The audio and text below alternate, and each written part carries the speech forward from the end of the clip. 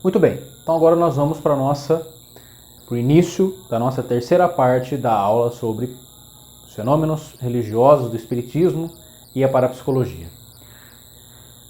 Antes de qualquer coisa, é importante que nós saibamos algo. Primeiro, nós seres humanos, a nossa mente, ela tem uma divisão chamada de consciente, inconsciente e pré-consciente. Essa divisão topológica foi feita, como todos sabem, pelo médico vienense Sigmund Freud, lá no século XIX e ainda hoje está em voga. Basicamente, perderemos muito tempo aqui explicando isso, mas basicamente é o seguinte: para explicar o inconsciente eu gosto sempre de usar o exemplo do iceberg. Imaginemos que isso é um iceberg em meio ao oceano.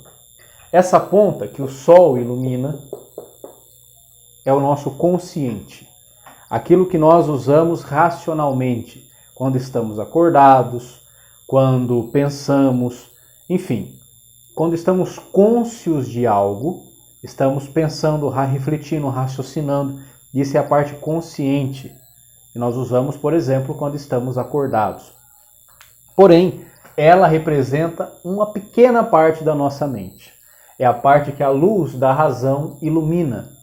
Porém, tudo que está submerso, essa grande parte do iceberg é o nosso inconsciente. Claro que depois existem algumas subdivisões desse inconsciente. Subconsciente, pré-consciente, consciente coletivo. Cada autor vai dizer de um jeito, de uma forma. Mas para nós aqui é importante saber o seguinte: tudo aquilo que não é consciente é inconsciente e, como o próprio desenho ilustra, é muitíssimo maior do que o nosso consciente. O inconsciente é imensíssima, 1000 vezes, imensuravelmente maior do que o nosso consciente. No nosso inconsciente, é do nosso inconsciente que vão brotar todos os fenômenos parapsicológicos. Todos os fenômenos parapsicológicos brotam do inconsciente, absolutamente todos.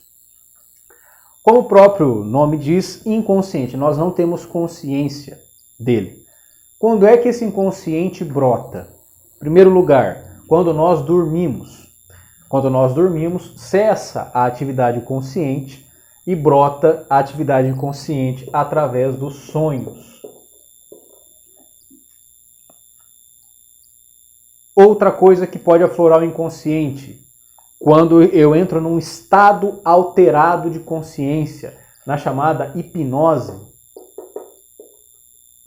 A hipnose também é um estado alterado de consciência, onde eu perco a luz da razão, o crivo da razão, e acabo me deixando levar pelo inconsciente. Quando eu tomo alguma substância psicoativa, um chá de ayahuasca, mescalina, uso alguma droga psicotrópica que altera o meu estado mental, o álcool, ou levo uma pancada na cabeça, ou uma dor de cabeça muito forte, tudo isso pode alterar e aflorar o meu psiquismo, problemas hormonais e por aí em diante. Portanto, nós não controlamos o inconsciente, embora em grande parte ele nos controle. Respiramos inconscientemente, ninguém faz isso racionalmente. É inconscientemente que nós respiramos. Os nossos órgãos internos funcionam inconscientemente. Eu não preciso ficar pensando toda hora para eles funcionarem. Aqui nesse exato momento, o meu foco da consciência está em vocês, mas inconscientemente eu estou percebendo a luz, eu estou percebendo os sons que passam aqui fora, o calor, tudo isso é inconsciente e eu estou tendo uma ampla visão de tudo que está ao meu redor. Vocês também que me assistem, o foco de vocês é em mim, mas inconscientemente vocês estão atentos a muitas outras coisas que vocês não se dão conta. E tudo isso fica no inconsciente. Portanto, a melhor forma de definir o consciente é onde o sol bate. O sol é o meu foco racional. Todo o resto é inconsciente, ok? Dito isso, nós vamos para o primeiro fenômeno que não é um fenômeno parapsicológico propriamente dito, mas a partir dele nós já conseguimos explicar muitas coisas na parapsicologia, embora ele próprio não seja um fenômeno parapsicológico. É a chamada hiperestesia, tomem nota, hiperestesia direta do pensamento.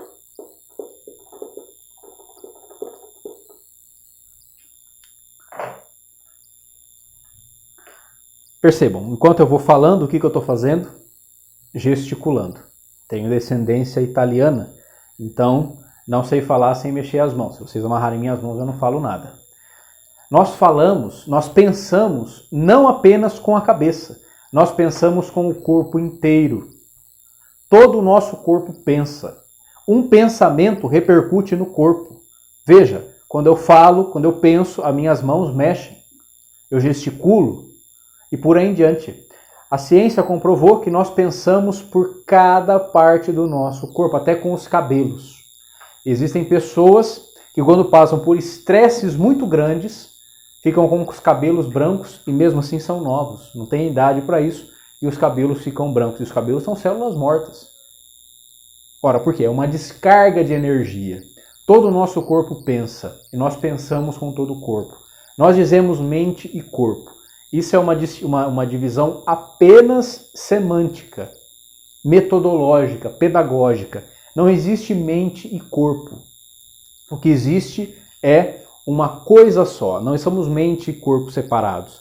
Nós somos uma única coisa. Mente e corpo. São dois lados de uma mesma moeda. Se eu olho desse lado é mente, se eu olho desse lado é corpo. O que eu penso repercute no meu corpo. O meu corpo repercute na minha mente e por aí em diante. Por isso que nós dizemos hoje, e da tão falada doença psicossomática. O que é isso? Doenças psicológicas, traumas psicológicos repercutem no meu corpo. Não precisa nem ir muito longe. Se eu estou nervoso, eu fico pálido ou vermelho. Se eu estou vergonhoso, sinto uma vergonha. Vergonha é um sentimento. Fico vermelho, fico suando. Se estou com raiva, meu maxilar trava. Se estou muito nervoso, tenho uma prova para fazer, um compromisso muito importante, tenho uma dor de barriga. Ou seja, não precisa nem ir muito longe para perceber que o nosso psiquismo influencia no nosso organismo. E o contrário também é verdadeiro. O contrário também é verdadeiro. Aquilo que eu sinto no meu físico também pode repercutir no meu psicológico.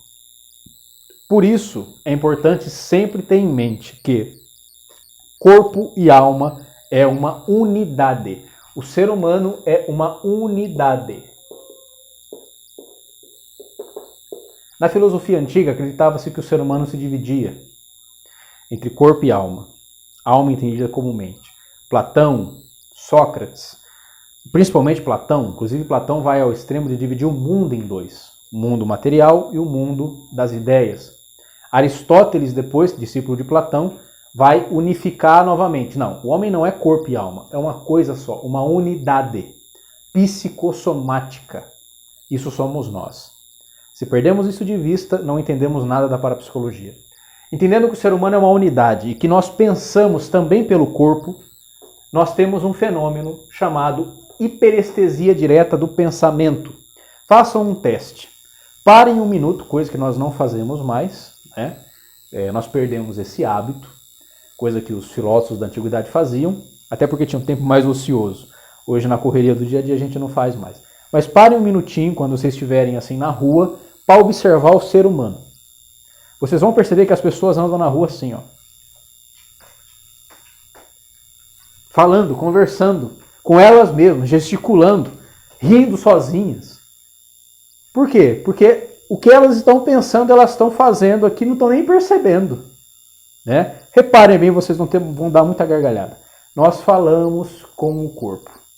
Tanto que grande parte da psicologia comportamental é analisar o corpo, o comportamento, a forma como eu sento, a forma como eu rio ou não rio, a forma como eu gesticulo, como eu coloco os meus braços. Tudo isso hoje é usado na análise corporal. Por quê? Porque o que eu penso repercute no que eu faço. Muito bem. Hiperestesia. Todos nós somos um pouco histéricos. Aquilo que nós pensamos repercute no corpo. A pessoa que fala alto, fala muito alto, gesticula muito, a gente fala que essa pessoa é uma histérica. Ou um histérico. Por quê? Fala desse jeito. Hiperestesia direta do pensamento. O que significa dizer isso? Se todos nós, quando pensamos, emitimos gestos ou com a mão ou pequenos gestos faciais, se a psicologia consegue, através dessa análise, perceber o que aquela pessoa está pensando, se está nervosa, se está com medo, se está paquerando, os gestos de paquera, tudo isso nós conseguimos perceber. Por quê? Porque captamos os mínimos gestos que a pessoa faz. Todos nós somos hiperhistéricos, gesticulamos o que pensamos. Conscientemente, inconscientemente, eleva isso a um grau infinito. Eleve isso a um grau infinito. Portanto, o que é hiperestesia direta do pensamento? É quando alguém consegue captar o que você está pensando por mínimos gestos que você faz, mas de forma inconsciente. É uma leitura inconsciente do seu corpo. Isso é a hiperestesia. Nós conseguimos chegar à hiperestesia através do treino. Como isso? Percebam, todos nós temos desenvolvidos até certo nível os nossos fatores sensoriais, os nossos órgãos sensoriais, a visão, o olfato, o paladar. Mas por que certas pessoas desenvolvem a visão melhor do que outras? Por exemplo, os marinheiros. Os marinheiros habituam a sua visão a longas distâncias. Então, se você compara a visão de um marinheiro com a visão de outra pessoa, a visão dele é infinitamente melhor. Por que isso? Porque treinou tanto, estimulou tanto aquele órgão do sentido que ele ficou hiperestérico. Consegue ter uma visão a longa distância que outras pessoas não conseguem ter. Os pintores também, por trabalharem muito com cores, eles conseguem distinguir cores que nós não conseguimos distinguir cores. Porque focam, estimulam, trabalham tanto conscientemente aquele órgão que o inconsciente se apodera e aí eleva aquilo num grau supremo. O olfato dos selvagens. Os índios, os que ficam na selva, conseguem sentir cheiro muito melhor do que nós que vivemos na cidade. A visão deles também, por causa da caça, do treino, também, vejam, é o mesmo órgão, mas hiperestérico consegue isso de uma forma muito mais notável. É muito conhecido também, todo mundo que já lidou alguma vez com pessoas que são cegos ou surdo-mudos, sabem que eles apresentam um notável sentido hiperestérico. Às vezes, por não ter a visão, eles desenvolvem outras sensibilidades. Geralmente, uma pessoa que é cega desenvolve hiperestericamente muito melhor a sua audição do que alguém que não é cego. Por quê? Porque a perda de um é como se a natureza compensasse em outro. Ou seja, eles são obrigados a atender às suas necessidades, aumentando as suas sensações. São exemplos. No reino animal, é muito conhecido no reino animal isso. Por exemplo, animais sem cabeças. Vocês sabiam que existem animais que mesmo se você cortar a cabeça, ele ainda consegue andar se desviando dos objetos? A barata é um. Sabiam disso? A barata é um. Mesmo com a cabeça cortada, ela consegue andar e se desviar dos objetos. Por um tempo até morrer. Por hiperestesia do próprio corpo. Pessoas cegas, como eu disse, sonâmbulos. Pessoas com sonambulismo acordam, entre aspas, estão dormindo, mas levantam e saem andando pelo quarto, desviando dos objetos, não trombam em nada. Alguns saem até para a rua. O meu falecido avô chegou a tomar um ônibus em estado de sonambulismo. Como? Se está dormindo, mas o inconsciente está levantado. O inconsciente é muito superior ao consciente. Não sabe o que está fazendo, mas vai e até se desvia de obstáculos. Pessoas que são cegas de nascença conseguem andar pela casa ou por outros lugares e não trombar muitas vezes nos objetos. Parece que enxerga. Por quê? Desenvolve uma sensibilidade que quando chega perto já sente o objeto. Hiperestesia pensamos com a pele, com o corpo, com os cabelos e por aí em diante. Pessoas em estado de transe também conseguem se desviar de objetos com os olhos vendados e por aí em diante. Tudo isso são exemplos do que nós, pelo treino, pelo hábito, conseguimos tornar hiperestéricos os nossos sentidos. Agora, imaginem só se inconscientemente nós fazemos isso. Pronto, nos tornamos verdadeiros leitores de mentes, leitores de pensamentos. Isso é a hiperestesia.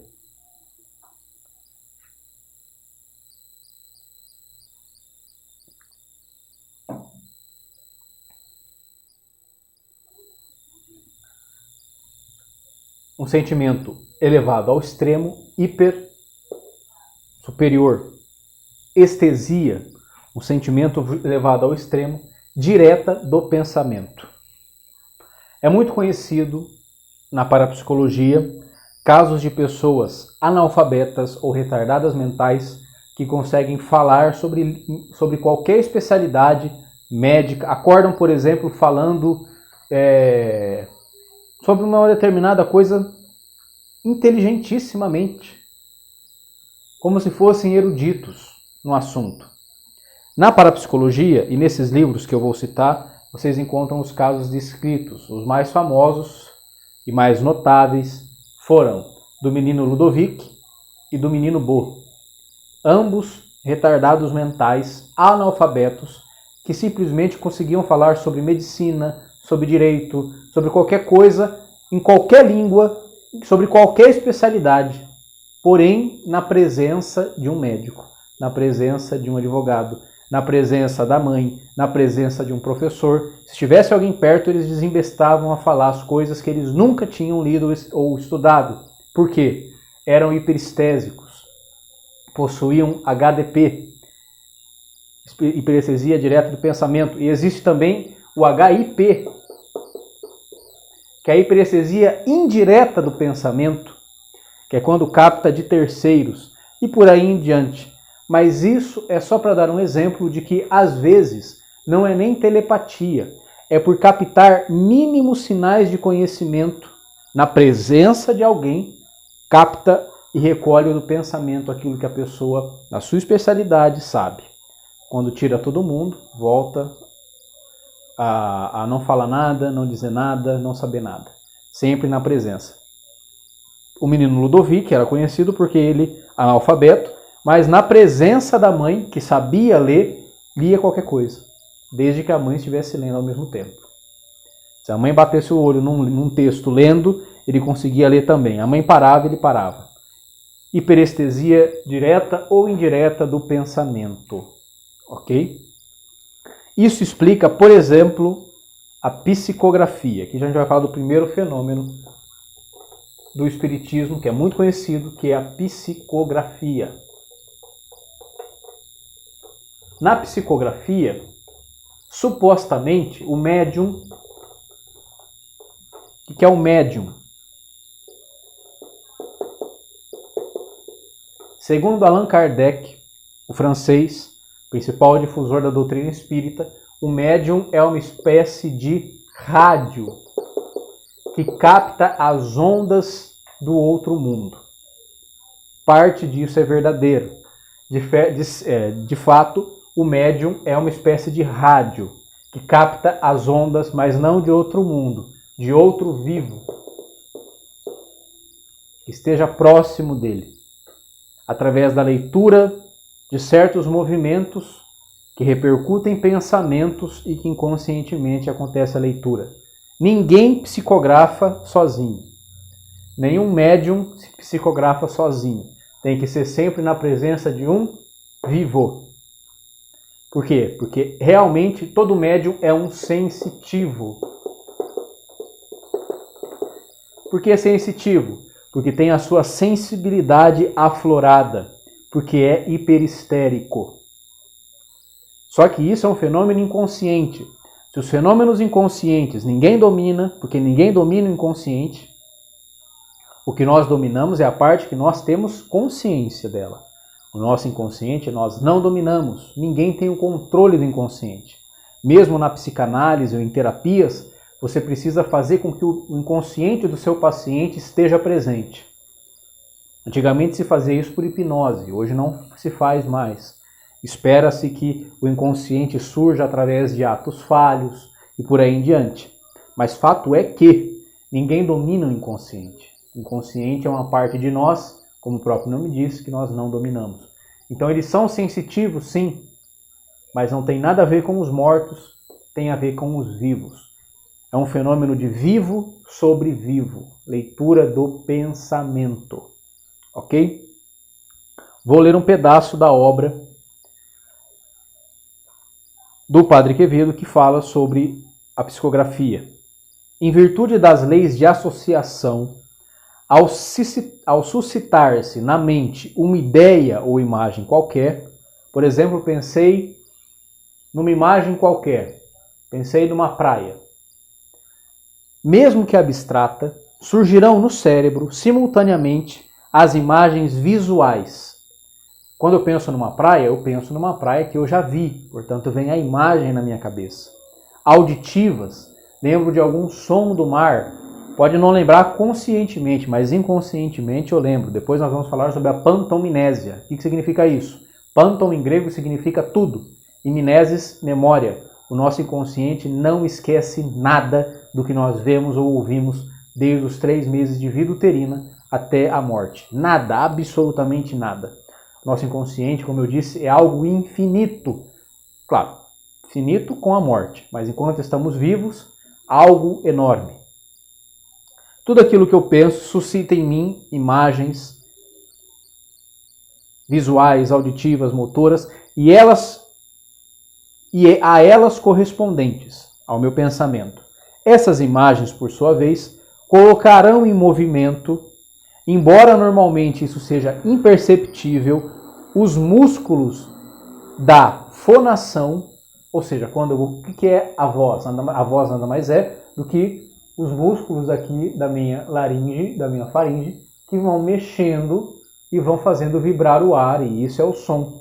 Então, quando eu penso em algo, existem pequenos movimentos que acontecem aqui que vão reproduzir o que esse algo é, como esse algo é falado. Quando eu penso praia, eu falo praia, ainda que aqui, sem verbalizar, por pequenos movimentos musculares, ou mesmo motores.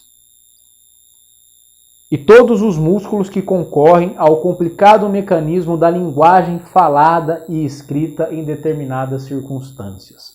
O que quer dizer tudo isso? Quando alguém pensa, por exemplo, em alguém que já morreu, todas as lembranças, as imagens, tudo isso é manifesto no corpo.